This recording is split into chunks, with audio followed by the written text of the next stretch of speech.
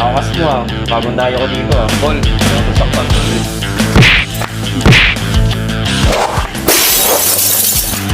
Wala yan tol, shooting noon. Kamali ako ng tansya, sama ng baksak ko. Pero di ako umayaw. Buong loob ko, tuloy-tuloy ang aksyon. Sa totoong buhay, walang katkat.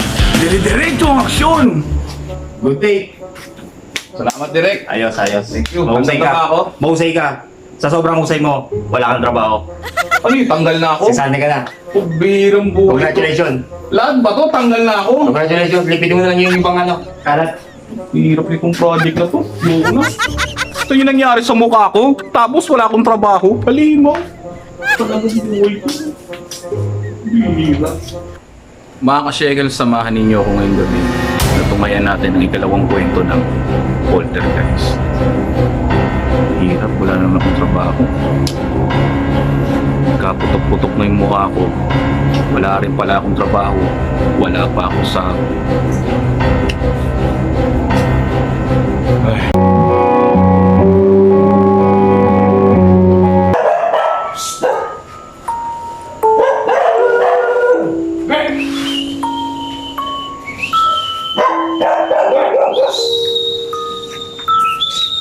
Ay, kapagod. Ay, what a day. Balita ko pasama ka sir action start. Oh, tanggal ka agad eh. Saklap. Ang hirap ng senaryo, tapos tanggal ka agad. Masakit. Saklap. So yun mga ka-shekels, magandang gabi ito muli si Boy Patatas. At ngayon ay ito yung ikalawang part o ikalawang yugto nung usapang poltergeist, no? So kasi si Sir may ibabahagi si Master String Beans ngayon na panibago scoop upang madugtungan natin yung poltergeist, no, na una naming naikwento sa inyo. Yung unang kwento yung malabog sa anak to nangyari. Pero ito yung pangalawang kwento dun sa mismong nanay niya. Sa nanay niya, sa mama niya.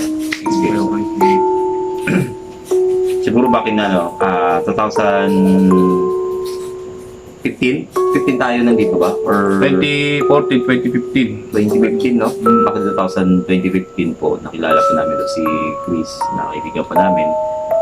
Hanggang sa yun, dahil po nagbabanda-banda, banda rito, banda ron, kung ano po mong magawang mga ginagawa namin kung ano po man. Tambay, numan, gala, hobby. mga ano po namin, mga pinagagawa kasi po wala talaga kaming panahong yun, walang trabaho eh. Kumbaga, Unemployed, mga pal tayo, pal. Philippine Airlines. Ako. Walang ibang trip kundi tumugtog eh. Kasagsagan ng tugtugan po eh. Uy, hello nga pala sa buong team. Ako sa lahat na nagtatrabaho sa Philippine Airlines. Hello. Hello. Hello. Ano po kami noon? Mga waterboy po kami sa banda. Nasa ano? Waterboy, ako towelman. Towelman. Yun po. Hanggang sa ano po, dito po sa lugar na to kung saan kami ngayon. Pag init, dito po saan kami ito po ngayon podcast po ngayon. Ito po yung lugar saan sa bahay po ng aming kaibigan. Hanggang sa maglaon po, naging kaibigan po namin yung mama niya. Naging kapwentuhan namin, naging ka-close po namin. Naging na lang parang simplihan na lang. Hindi ko malilimutan yung si Ma'am kasi marami siyang mga payo sa atin. Tsaka yung mga panahong wasak na wasak. Na-enjoy ko pa yung na-enjoy ko pa yung buhay ng tsaka binata ba? Open niya talaga yung hindi siya naging ano tawag doon sir? Yung parang hindi naging hinder ba kumaga yung edad natin sa kanya naging siya madali siyang nakapag-adjust eh. Kasi kami yung edad po niya na nasa line of 4 na siya eh. Bago kami nasa line of panahon po nasa 20 plus pa lang kami. Kumbaga madali siyang nakapag-adjust. Siyempre kami po kabataan pa po noon. Bago siya parang nandun na sa age na yun. Bago teacher pa siya noon. Pero ang ganda niya magbigay ng payo po. Ganda siyang makapagkwentuhan. Marami kang matututunan sa kanya. Tungkol sa buhay-buhay. Nyara. Ito po ang mga naibahagi niya sa amin. Yun po. Tama na, baka maiyak ka pa. Nakakalok Tama sa na. part na yun. Part ko sa akin kasi nakakabot talaga. Ganun pa man. Tissue. Lang. Hindi na, sir. Okay, may panyo ko. Tawel man ako eh. Okay. Ayun po, mga naibahagi niyang kwento sa amin. Talagang wala, hindi talaga may papaliwanag. No, kung sino ba kung gusto magpaliwanag, napaka-komplikado. Kasi mga ka-shekels, late na namin to naisip na oo nga no, may kwento nga pala yung mama ng kaibigan namin about din sa poltergeist. So, buti na lang si Sir napaalala niya na pwede nating ibahagi dito sa inyo. Siguro na sa mga naalala ko lang, tatlong pangyayari ito na talagang hindi ko rin malilimutan na naibahagi rin sa akin to. At yung kwentong yun, buhay na buhay, sir. Buhay na buhay yung kwentong yun habang binabahagi ito sa akin. Simulan ko na po ito. Ito po yung umpisa ng kwento. Yun nga po, patungkol pa rin po sa bahay na to. Ito po yung pag-aari po ng kanyang uncle. Itong bahay po ito. Yes. Ancestral house, lumang bahay, na kung saan po ito po parang pinagkatiwalaan sila na dito po sila tumira. Nang sa gayon, mapangalagaan pa rin po ang bahay na to. Kasi po yung uncle po niya, isang dating seaman ba siya, sir? Seaman ba? Hindi ako ganun Basta parang may ganun related sa trabaho information niya. kung US Navy o seaman, basta nagkatrabaho siya mga ka-shekels sa abroad, sa karagatan. Amerika, parang ganun.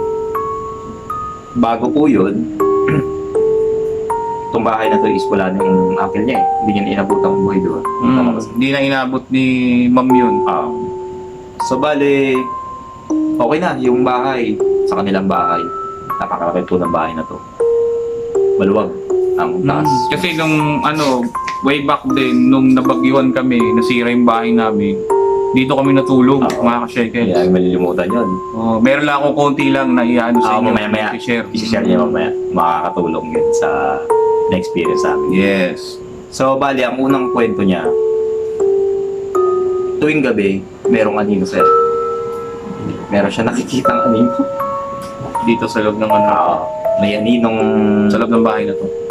Siyempre, ang anino, sir, manggagaling lang yan sa tao at sa object. Sa object, nagkakaroon tayo ng anino kapag ang ilaw ay tumama sa atin or kung napupunta tayo. Kung hindi naman umaga, may araw, anino rin yan eh. Parang tumama yung liwanag, siyempre may aninong mag-aan doon. Mag-appear, di ba? Pero yung wala man lang ni ano pa, pero may anino. Yun ang iba na. Nakatakot yun kasi kung walang certain object para tamaan ng liwanag at magkaroon ng shadow, iba na yun, sir. Anino, sir, nahugis ng tao. Anino siya na naghugis ng tao pero wala namang reflection ng ilaw na para tamaan yung anino yun. Meron nga pala, sir, i-debunk natin yun. Yung video kasi nung yung sa isang show ito, hindi na natin mabanggitin. Tapos, dinebunk ito nung taong yun. Doon ko nakita na pinaliwanag niya na yung ilaw, kasi yung pinuntahan nila ay yung haunted hospital sa Pampanga. Kasi may dumaan na anino, hindi ko alam kung rim light ba yun, basta ilaw. Ngayon, wala naman dun sa harap nung cameraman na dumaan, pero may dumaan doon sa likod nila. Paliwanag pala dun, kahit pala nasa likuran ka, as long as may liwanag, pag dumaan ka, nakahagip. Pero, subukan natin i-debunk, hindi kaya tao yun, sir? Gabi. At gabi. Nasa pagitan na ng alas 12, alauna. Ay, gising pa ba? Oras na peligro. May gising pa ba ng oras na Huwag yun? muna tayo. Laban mo sa atin. Yan.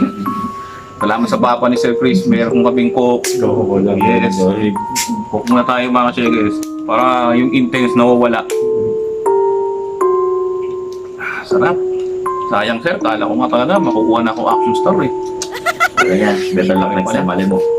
Makuha ka ni Deregano, Pecals. Sakit si Doc Pecals. Director na rin yun. Director na rin yun. Dami niya kasing pangako sa kaya tingin ko, editor na rin siya eh. Sarap. Hindi, baka busy lang. Oo nga. Shoutout nga pala kay Doc Pecals. So ngayon, sir. Mabalik tayo dun sa yung ganong oras, may gising pa pa. Oo, yung oras ni peligro yun. Kumbaga, Lunes. 12, lagi yun 12, 1, 2, 3. nagpaparamdam yung anino. Yung tinatawag na the devil's hour. Yung nakakalapot na part na yun, yung oras na yun. O tinatawag na oras de peligro. Yun ang sinasabi. Tsaka nakapagdata kasi, bakit anino lang? At wala yung pinakatao kung sino pa man. Na dapat Nakatakot. nakita, di ba? Yun pala. Nakatakot yun. Grabe. Pangalawa po, yung So yung unang kwento, may shadow figure. mga shadow na ano. Sabi daw sir, yung mga shadow na yan, maaaring mga ghost talaga yan, mga entity. Yun yan. Ba't gumagalaw yung sinegas ko? No? Pinaka ganito, gumaganon. Ito, pakita natin. Ito mga ka-shekels, sinegas gumaganyan. Ano, Migilos. Bikilos. Well, hindi ko alam kung ano yan. So yun sir, sabi nga daw, balik tayo, yung shadow figure is mga ghost daw yan. Sabi naman ng ilan, demonic entities pa rin, syempre, hindi nawawala. Tapos meron naman daw sinasabi na baka daw yung mga naunang dito na nakatira o elemental. Hindi ko alam ano yung shadow figure. Pero kung ano pa man, creepy yun. Oo nga. Yung pangalawang kong naikwento sa akin, ito na po, pangalawang ano, sa una pa lang nakakilabot na. Ito pangalawa nakakilabot pa rin. Takot. Meron po sila dito ng chandelier. Chandelier po ito. Alam naman po natin ang chandelier. Ano yun sir, kapitbahay yun? Saro ng pinto. Alam naman po natin ang chandelier. Saan ba gawa ito, sir? Chandelier, may mga gawa yan sa Salamin copper, ba to? gawa sa bakal, may gawa sa salamin. Salamin. Iba-iba design. Binagamit ito sa madalas pag may mga ano na okasyon eh, no? O tsaka pang mamayaman. Syempre. Kaya nga po ito Syempre. kaya ito.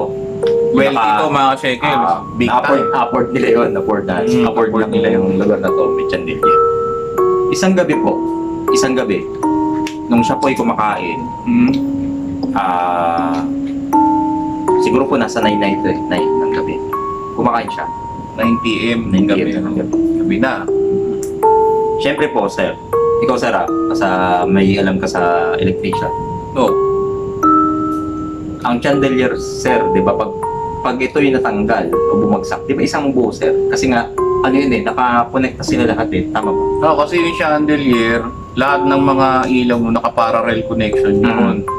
So kahit tanggalin mo isang bumbilya, may ilaw pa rin ang lahat. Kaya Hindi, lang, kumbaga, ano ko lang, sa akin lang, sa pananaw ko, dahil nga nang magkakasama sila, kapag dapat pag bumagsak siya, sir, isang bulang, isang bagsak. oo. Di ba kasi nga, magkakadikit sila. Kasi kung nakadikit siya sa kisame, dapat matanggal yung screw niya, nakakapit doon sa Ito nakakalabot. kisame. Nagbagsakan ng chandelier per piece, isa-isa. Oh, bigat. Bumagsak. Isa-isa. Basta, Kada bumbilya, Oo, kada nalalaglag. bumbilya. Oh, bumagsak kada bumbilya, yung isang chandelier na yun. bigat. Takot. Ikaw ba naman sa oras ng yun, alas 9, di ba? Biglang, expect mo syempre as ano, yun nga yung ano ko, yung panano ko, dapat isang bagsak na lang, isang bugkus na lang, kumbaga isang saging, bumagsak na lang yun, isang ano na, sir eh. Ang problema nga, sir, bumagsak siya, per piece pa. Mas lalo nakakatakot yun, wala ka pang kasama, ikaw lang mag-isa. Parang nakapagtataka nga. Kasi kung malalaglag siya isa-isa, yun, may humihila nun. Pagtitripa mo ba sarili mo? Gusto mo pang mabubog? Hindi, ibig ko sabihin, sir, kung nalalaglag yun, ano yun, may humihila dun na hindi nakikita ng mga mata natin. Isa rin yun, isang point pa rin yun. Mabigat. Takot. Ito, nung una, wala ko napapala sa kwentuhan natin eh. Pero ngayon, napapaisip ako dun ah. Para napaisip ko, wala ka rin na pala. Oo, napaisip ako. Wala pa rin pala ako napala. Balay mo sa pangatlong kwento ko, yung mawala ka na. Pero tingin ko, wala pa rin. Wala pa rin, tingin ko. I-advance ko na. Kaya mga ka-shekels, tatanood nyo dito, hanggang matapos tong video to at mga ginagawa ko sa YouTube, wala kayong mapapala. Tama. Kaya nood lang kayo pag ano, wala akong mapapala, nood lang ako ganun. So ngayon, balik tayo sa kwento, napapaisip kasi ako paano nalalaglag isa-isa yun. Oo, dun pa lang. May chance, poltergeist yun. Siyempre, sir. Kahit naman sabihin natin luma ang isang bagay na yon, imposible, sir, na malaglag yun per piece. At naubos siya, basta lahat ng part niyan, isang ano, sir, naubos lahat yun ng isa-isang bumagsak. doon pa lang sir, hindi may papaliwanag kahit siyensya ka eh. Mm. Di ba? Imposible na malaglag yung ano, na ano yun, rumupok lahat sa isang ano. Hindi. Mostly, kung ang sakit ng ilaw, o tawag na click socket, kung lumuwag man yun, hindi magsasabay-sabay yun, isa-isa. Bihirang-bihira nangyayari yun. Ang mas madaling pang mangyari, yung natanggal sa screw sa kisame, bigla bumaksak. Yun pa. Yun ang medyo, ano, sabi natin baka luma na yung ano, bumitaw na diba? Bumigay. Kumbaga, yun yung pinaka... Kumbaga, relasyon niya sa tagal eh, bumibitaw eh. Iyoko na po. Habang yung mga lalaki nga sir, sa tagal, bumibigay eh. Iyoko na. Kaya naisip ko, ang pinakamaganda na makasama sa buhay, lalaki. Ito naman, kinabahan ka kagad. Oo, Joke lang, joke lang. Napawisan ako sa sinabi. Malay mo, di ba? Malay mo. Joke lang. Di ba? Mamaya kiss kita. Sarap. Joke lang. Kumbaga, imposible sir eh. Yung sa karanasan ko na naggagawa ako ng tungkol sa mga field niya ng kuryente, hindi nangyari sa akin yung ganun pa isa-isa na tanggal na laglag. Walang nagkiklaim sa akin. Mostly sabi nila, sir, nalaglag yung chandelier namin, mahina na yung ano, nabasag-basag yung ilaw. So papalitan na lang lahat. Secondly, pag may problema talaga yung chandelier, lahat papalitan ng mga sakit. Pero yung isa-isa kasi sir, medyo hindi ako sure kung ano yun. Kaya tingin ko poltergeist yun. Ito na yung pangatlo. Bago yung pangatlo nangyari, ang isa lang gusto niya mangyari eh. Alam mong, ano, siyempre bilang siya yung pamangkin siya ni Uncle. Si Uncle, oh. Lagi niya sinasabi, Uncle, magpakita ka sa akin. Oh my God. Yun lang Hinihiling ano, niya. kasi hinihiling niya, unang-una, hindi siya natatakot. Siyempre, kamag-anak mo yun eh. Hindi mo naman siya hinahamon para makita mo siyang at masinda ka. Kung hindi, lagi niyang sinasabi, siyempre, bilang pananabik, bilang pamangkin, Uncle, gusto ko tayong makita. Yun lang lagi niyang banggit. Siguro dahil sa pag-ibig din sa uncle niya, Siguro. pagmamahal ba ng magulang sa anak, nararamdaman ni ma'am. So yun. Ito yung pangatlo po. Hindi siya binigo ni Uncle. Bigo. Ito na yung nakakilabot pa. Kumbaga, una, nakakilabot. Pangalawa, mas nakakilabot. Ito yung pinaka nakakilabot na. Dahil sa sinabi ko kanina, yung Uncle magpakita ka sa akin. Sinabi niya yun sa part na to. Ito yung pangatlo po. Hindi niya nakita yung mismong multo. Pero nakakapagtaka, alas 12 ng gabi, muli siya nagising kasi nga po, nagsisiya, nagigising siya. Siyempre lang, lang. yung ganong mga oras. Ito na po yung nangyari. Paglabas po niya ng kwarto, nagulat siya, napakaraming gamo-gamo ng gabing yun. Yung firefly. Hindi, wala. Ano yung sari, alitap-tap yun. Alitap-tap ba yun? Sakla. Sensya na kayo. Alitap-tap yun, paano sinabi mo? Gamo-gamo sir. Yung mga ano. Dragonfly. Sorry sir. Alam ko na, housefly. Tama. Walang tumama ni isa. Sira. Nasira ka na sir, momentum. Oo nga eh. Sensya na kayo ha. Kailangan mo yung bumalik sa gamo-gamo. kindergarten. Ano bang English nun? Yung gamo-gamo sir, basta gamo-gamo yun. Yung mga nakita natin sa mga ilaw sir, ilawan. Na pagka, ano. Anay yun sir. Oo nga, yun basta yun. Oo. Sila yung Sila mo yung may ilaw sa puwit. Alitap-tap yun. Ewan ko, basta mga ka-Chinese, comment nyo lang sa baba kung ano yun. Basta po yun, yung gamo-gamo, pag sobrang dami na nila, mapapansin natin yun sa mga ilawan, sa Anay mga... nga yun. Oo, basta yun. Basta yung mga sa ilawan na may mga pakpak, Oo. yun yung lumilipad-lipad. So, Dumidikit-dikit doon sa ano. sa ilawan. Minsan nilalagyan ng plastic para doon sila pumasok. Nung gabing yun, nagising siya. Di ba nga sa kakasabi ko lang, kasi gusto niya laging makita sa ano niya, yung kanyang angkin. Oo, kasi hinihiling nga Hindi niya. Desire niya eh. Ito yung pangatlong pangyari na. Nung alas 12 ng gabing yun, magsi-CR siya, nagulat siya, ang daming gamo-gamo. E di pumunta siya dun sa sala. Ano yun? Ang creepy nun. Kasi hindi creepy nakatawa. Ang creepy yung pag tumatama sa mga balat mo yun. Pero okay lang yun eh, mas okay yun kaysa ipis eh. Kaysa Ay, oo ipis ang naman. dumapos din. Yun ang ulam ko kanina tanghali eh. Ang sarap, crispy yan. Yan ang ulam muna, sinarsyado ko. Delicious yun sir. Sarap. Yung sa palengke, yun ang hinakanting ko. taba-taba na. Ganito kalalaki. Matataba yun. Yan, malulusog yun sir sa farm. Sarap yun. Yun yung ginagamit ko pag wala akong makain, yung ulam ko eh. Sarap. Bigyan mo itlog para ano. Medyo crunchy. Ay, oo. Torta, no? Parang bukas yung sumagluto nun, ah. Parang, Ulitin. sige sir, balik tayo doon sa kwento. Ano yun? Nagkumpul siya sa ilaw? Hindi pa, ito pa. Nung nakapuko ng pansin sa kanya yung mga gamo-gamong yun, pinuntahan niya ngayon sa sala. Pagpunta niya sir sa sala, Saan sala dito? Oo, Sa yung likod sala. natin. Oo. Sala to mga ka-checkers, sa likod na to. pagpunta niya sa sala, yung mga gamo-gamong yun, naghugis ng mukha ng akin. Oo, oh my God. Naghugis ng mukha. Hindi kayang gawin na mga normal na gamo-gamo yun para ikuman mo sila kung ano pa man. Hindi ko ma-explain yun. Wala akong ano dun. Kahit naman siguro, sabihin natin sa ilaw, kapag nag-form ang mga gamo-gamong yan, nakukover nila yun eh. Makukover nila yan. Pero doon sa part na yun, sir, ang pinaka nakakatakot doon, yung humulma sila ng mukha ng akin niya. Hindi kaya sir, pareidolia yun. Pare doon. Pareidolia, yung pag nakita mo yung isang bagay ng malayo, akala mo mukha ng tao. Harap-harapan niya. O, yun nga. Ako, dinidebunk ko kasi baka isipin ng mga ka-shekels natin, itong mga kwento nila, simpleng ganito lang yan eh. Hindi. Pareidolia lang yan eh. Harap-harapan niya, sir. Imposibleng yung malipat na kalamba ang sinasabi mo. Hindi, ilbawa, ito, nakikita ko yung ilaw na yan. Sa malayuang to, minaaninag akong mukha ng tao. Yung parang sa Mars. Di ba yung Mars, sabi ng mga scientists, may mukha dun sa area yun. Yung mga ganun, sir, na akala mo mukha ng tao, parte ng tao. Pero hindi naman, magmalayuan lang.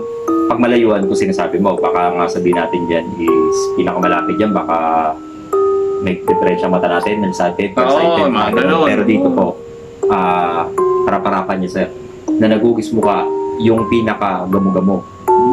Sa dami ng gamo-gamong yun, na maguhugis pa na mukha, yun nga yung sinasabi niyang uncle, yung uncle ni ma'am. Ewan ko, wala na akong may papaliwanag at wala na akong masasabi. Basta nakakatakot. Yung konfrontasyon na yun, Ano yun, napatakbo siya? hindi siya tumakbo. Hindi siya natakot. May kaba siguro, Oo. pero yung May iwas yun. Ang matindi sa ginawa niya, nakipag-usap pa siya eh. Akin ko ba yan? Oo. Hindi naman siya pwedeng mataranta, sir. Paano, edi tagas ang ihi niya doon.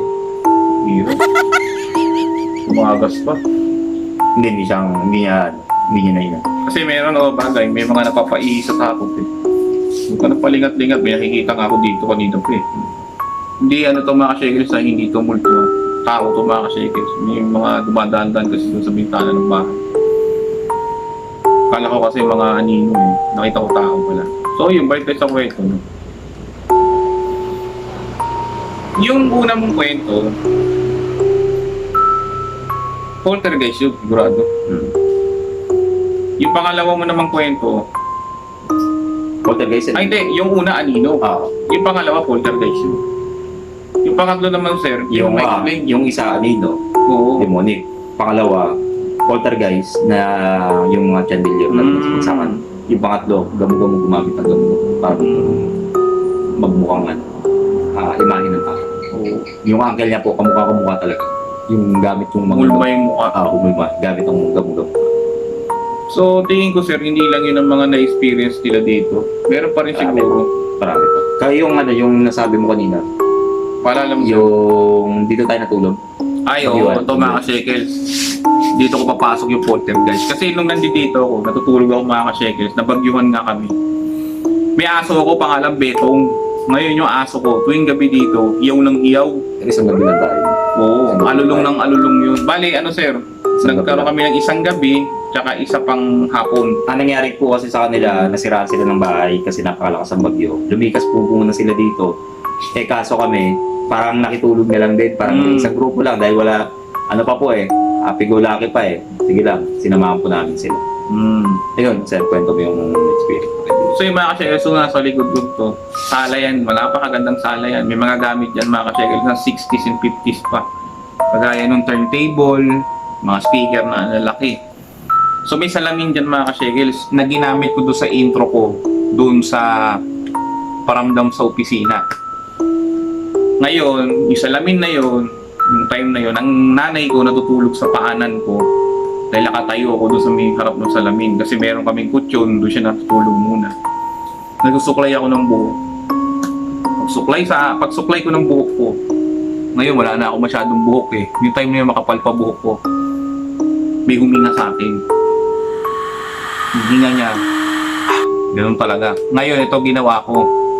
Dahil nga nung time na yun, masasabi kong hindi ako naniniwala sa multo. Iniisip ko baka hangin lang. Wala akong naging reaksyon. Walang hangin. Oo, kasi yun ang isip ko nun, may hangin. Bagyo eh. Walang bagyo eh. Walang hangin talaga, walang kahangin-hangin sa loob eh. No, kasi kulog to, mga Kulog shekels, kulog. Kulog talaga. Sa video ito, i-explore ko to, itong loob na to. Ganda ng mata ko, may ilaw-ilaw. Yes, sir. Tapos ngayon, mga ka-shekels, meron kaming kaibigan.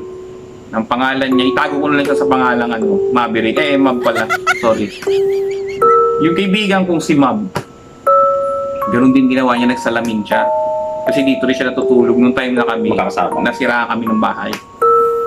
So, nung nasira kami ng bahay, syempre, kanya na mga kaibigan na talagang sumama sa'yo sa hirap, sa ginhawa. So, yung kaibigan kong yun, huminga rin sa kanya yung salamin na yun. Ganun na ganun din, huminga. Alam nyo na nangyari mga ka-shekels, nag-walk out siya dito, umuwi siya sa kanila. Umuwi siya. Umuwi. Hindi niya kinaya matulog dito. Alay, gabing-gabi. Umuwi pa. Hinga pa lang yun ha. Pangalawa rin na nangyari, nung natutulog din kami lahat, ito, kinuwento na lang sa akin to dahil tulog na ako. Hindi rin ako nakatulog sir. Hindi ako nakatulog. Hindi ako tinapo ng tulog. Oo, sir. Pero ako sa sir, nakatulog ako nun sa pagod. Hindi ako nakatulog. Eh, kayo ba naman mga ka-shekels? Bahay nyo bumaksak. Tapos lahat ng gamit, niligpit nyo. Pagod na pagod talaga. Kaya nga sabi ko nga marami na akong naranasan sa buhay. Bagyo, lindol, sunog, lahat na tinikman ko. Isa na lang ang pangarap kong gawin. Alam mo ibig sabihin? Hindi, joke lang mga ka-shekels. So marami na akong karanasan sa buhay. Merong isang pangyayari na natutulog ako. Yung kaibigan ko nagkukwento na sa akin to. Shoutout nga pala kay Bok. Bok, hello. So yung kaibigan ko si Bok, nagkukwento siya nung time na yun ha. Sabi niya, nung sila daw gising pa nila Chris, 3 daw sila. Doon daw sa likod nito, may kumalampag daw. Ngayon, nung umaga, kinaumagahan, sinilip nila yung lugar. Napansin daw nila yung, alam mo may kahong dun sir na kahoy. Dati nasa gilid ng pinto, inusod papuntang gitna ng pader. Hindi ba may pader dun? Inusod. Ang malupit pa nun sir, yung mga gamit, yung mga sanse, kung anong anik-anik na panggamit sa sa kusina, nagkasabog-sabog dun. Tapos ng bagyo mga ka-shekels yung time na yun. Wala kang kahangin-hangin, napakainit dito yung time na yun. Posibleng may magwala sa atin kasi kung mga oras na yun. Nakasama lang tayo sa lugar. Kasi lahat kami mga ka-shekels nasa sala kami. Isang lugar lang kami natulog. So hindi daw nila yung inintindi. Ang nangyari, natulog na lang sila. So ngayon, binaliwala pa rin namin. Yun ang nangyari dito sa bahay na to. So ngayon, dahil nga sa unang part na ikwento nga ni Master String Beans, ni Sir Job, na doon nga sa kwartong ito ni Uncle. Ito kasi itong likod na to, may hagdanan dyan. May kwarto, doon yung kwarto ni Uncle. So nangyari mga ka-shekels, nagkaroon din ng kalampagan portion.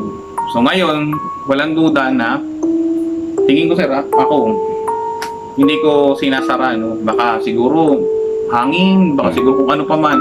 Pero tingin ko mga ka-shekels, poltergeist yun. Kasi sila may makakayahan, manggulo, manakit, manira ng mga gamit, so part and so on. Basta tungkol sa mga kagamitan na nahahawakan nila at mga tao, kaya nilang gawin. So alam mo ginawa nila? Nung tulog na ako, nagtalugbong sila ng kumot. Yan ang ginawa. At silang lahat ay natulog na, syempre. Natulog na. So yun mga ka-shekels, salamat pong muli sa inyo, bago kayo matulog, laging manalangin, dasal lang palagi. Tandaan natin na higit ang Diyos sa anumang mga panganib, higit ang Diyos sa kung ano man ang meron sa mundong ito na gawa ng kaaway. So yung muli, ito si Boy Patatas at isang makapanindig balahibong gabi sa inyong lahat, mga ka-shekers. Bye-bye!